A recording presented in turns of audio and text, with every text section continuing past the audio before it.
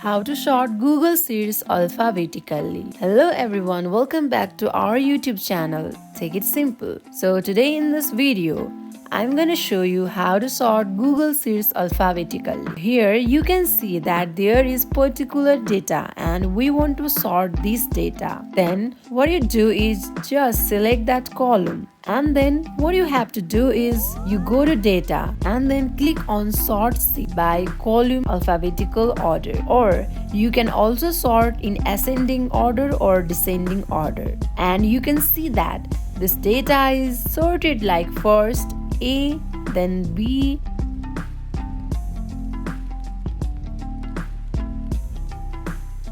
That's how you can sort Google search alphabetically. That's wrap for today. I hope you guys understand. If you guys did, then hit the subscribe to our channel. Take it simple. I'll be seeing you guys on the next video. Until then, bye bye.